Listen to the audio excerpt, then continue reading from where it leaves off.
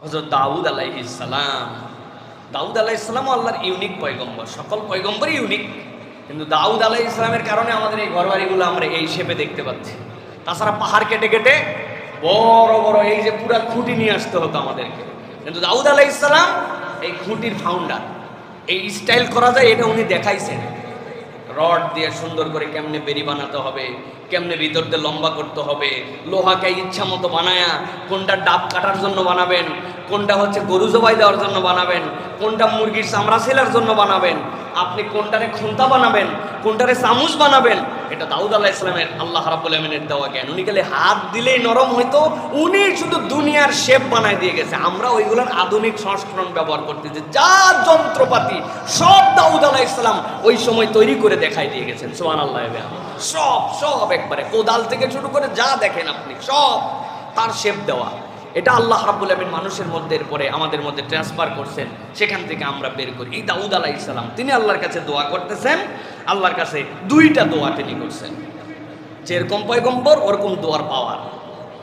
রব্বানা আফরিক আলাইনা সাবরান ওয়া সাব্বিত আকদামানা ওয়ানসুরনা আলাল কওমিল কাফিরিন। সূরা বাকারার 250 নম্বর আয়াত। আল্লাহর কাছে দাউদ আলাইহিস সালাম বলছেন, আল্লাহ আমি অত কিছু চাই না, তুমি আমাকে যা যা দিয়েছো তার প্রতি আমি অনেক বড় কৃতজ্ঞ। কেবল আল্লাহ আমি দুইটা নিয়ামত তোমার কাছে চাই। আফরিক আলাইনা সাবরান, আল্লাহ ধৈর্য অর্জন করতে পারি, ধৈর্যের উপরে যেন থাকতে পারি, ওই শক্তিটাও তুমি দিও। তুমি তো বলছো ধৈর্য ধরতে হবে, কিন্তু আমি তো পারি না আল্লাহ। এখন ধৈর্য ধরার আদেশ, ওই ধৈর্যের উপরে যেন থাকতে পারি, সেই ক্ষমতাটাও তুমি আমার বাড়ায় দাও। সুবহানাল্লাহ। আল্লাহ তোমার কাছে আরেকটা ফরিয়াদ করি, ওয়াসাব্বিত আকদামানা ওয়ানসুরনা আলাল কওমিল কাফিরিন, আর আমার পাটাকে তুমি দৃঢ় রেখে দাও। অপরের শক্তি দেখে, কাফের মুশরিকদের পাওয়ার দেখে, তাদের আধিপত্যবাদ দেখে, তাদের ঐশ্বর্য দেখে, তাদের সাংস্কৃতিক আগ্রাসন দেখে, তাদের জামা কাপড় দেখে, তাদের স্টাইল দেখে, তাদের মুভি দেখে আমি যেন তাদের দিকে মাইল না হই, কাফের মুশরিকদের দিকে।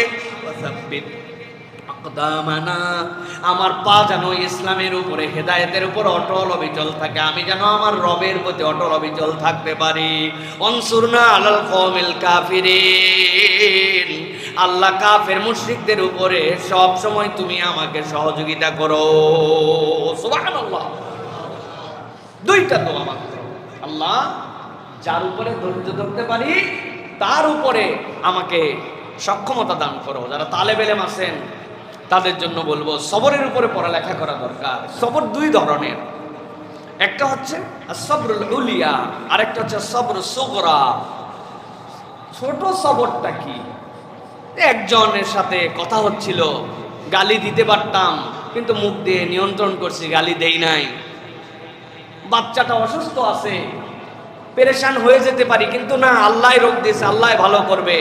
আপনি ধৈর্য ধরে আছেন। বউয়ের সাথে কটা কাটাকাটি হয়েছে, মনটা করো খারাপ, চাইলে বউয়ের সাথে উল্টা পাল্টা আমিও কথা বলতে পারতাম, না, ধৈর্য ধরে আসি। এগুলো ধৈর্য, কিন্তু এগুলো সব ছোট ছোট ধৈর্য। আরেকটা হচ্ছে বড় ধৈর্য। বড় ধৈর্যটা কি? হুদুদুল্লাহ, যেটা আল্লাহর যে সীমারেখা, দুনিয়া একদিক হয়ে যেতে পারে, আমি আল্লাহর সীমারেখা পার করে কখনো যাই না। অভাবে ভিক্ষুক হয়ে যেতে পারি, কিন্তু সুদে জড়িত হই না। আল্লাহর হুদুদ এইটা।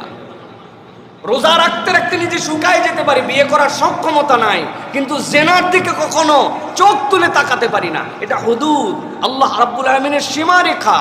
আল্লাহ বলতেছেন যারা আল্লাহর সীমারেখাকে অতিক্রম করে না, ওটা হচ্ছে সবচেয়ে বড় সবর।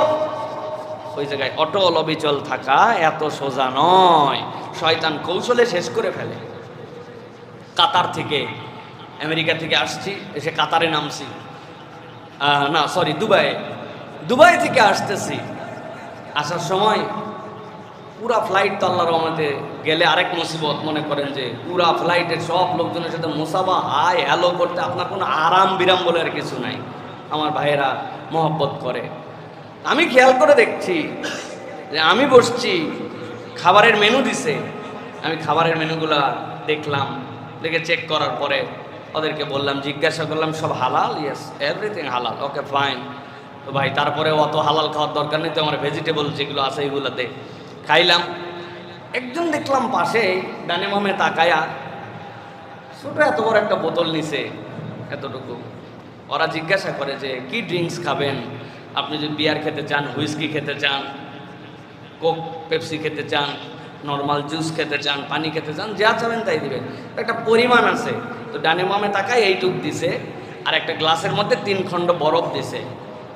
আমি জানি ওই ছেলের ছবি আমি তুলবো না, কিন্তু ওই ছেলের ছবি ছাড়াই আমি ওইটা ছবিটা তুলে রাখছি আমার কাছে, যে এই ছেলেটা যে এই ফ্লাইটের সময়টুকুতে ওইখানেও খায় নাই, দেশেও হয়তো খাবে না, কিন্তু এই যে ছোট্ট এক পেগ এই পরিমাণ হারাম সেটার সাথে জড়িত হয়ে গেল।